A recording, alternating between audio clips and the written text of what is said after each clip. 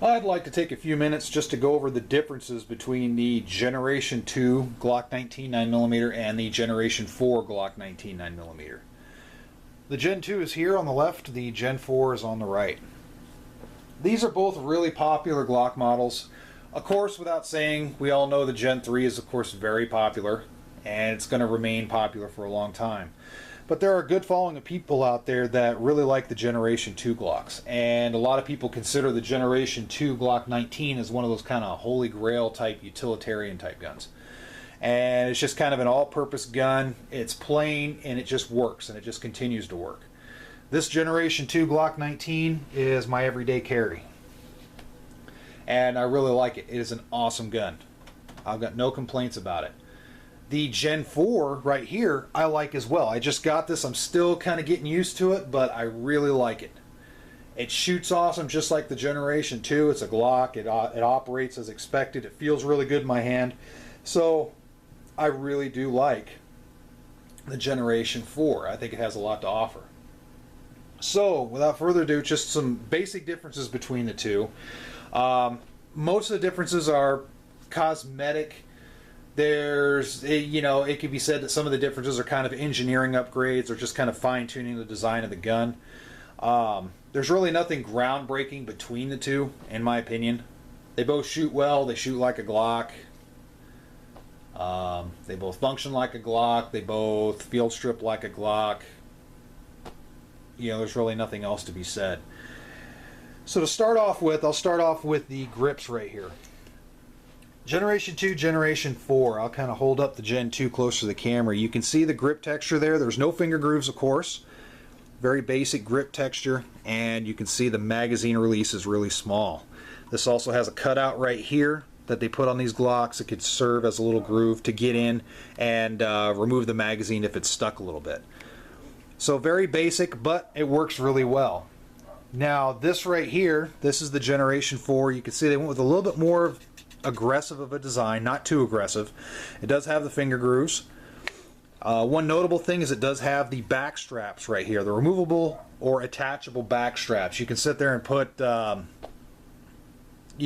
with a little bit more material in the back to fit your hand. You just got a beaver tail on this back strap. This is a medium back strap, and I really like it. It really fits good in my hands. I'm really digging it.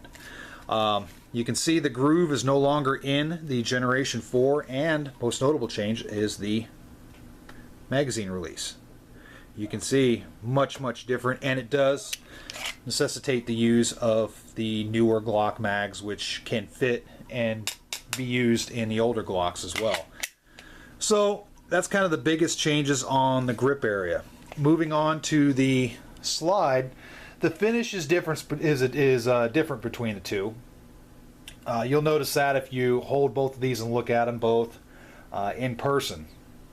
Right here, I'll show you the contour. This is the Extractor. It's flat, and you can see the contour right here of the slide and the chamber.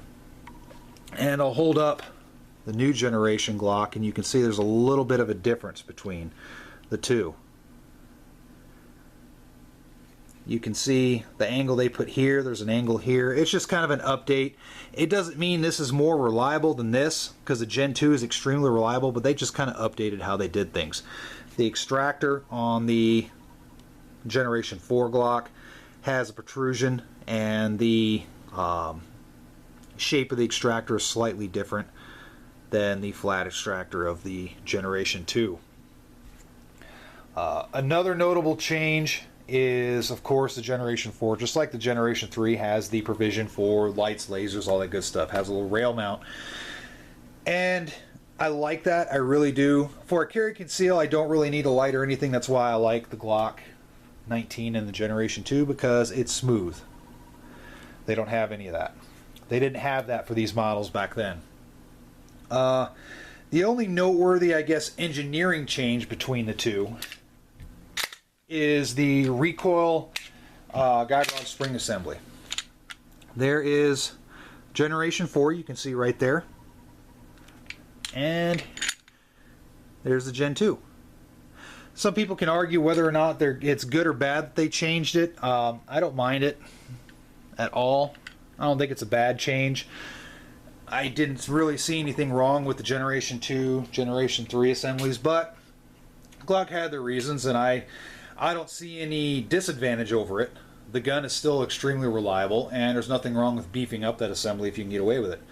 So there it is. That's kind of the most notable changes. I may have missed something, but this is just kind of going over the basic changes between the two in case you're wondering. The biggest thing that I'd like to point out is the price. These things, Glocks aren't the cheapest gun. So if you're looking for an inexpensive Glock, instead of trying to go for the Generation 4, unless you're really dead set on a Generation 4, then go ahead and save them, get one. If you want to get one for cheaper, get a Generation 2. A lot of people overlook the Generation 2s because they don't have the light rail and they don't got the finger grooves and all that cool stuff. But a Generation 2 Glock just works, and it works, and it works. And you see a lot of police trade-ins out there for real cheap. So go ahead and check it out. And check out the prices. You can see online, you can go to gun dealers, you can get a lot of good deals. Hold them both in your hand, see which one feels better. They both shoot really well. They're both Glocks. They both field strip like Glocks. They operate like Glocks. They both have low recoil. So you're not going to go wrong with either one. So with that said, thanks a lot for watching, and as always, stay safe.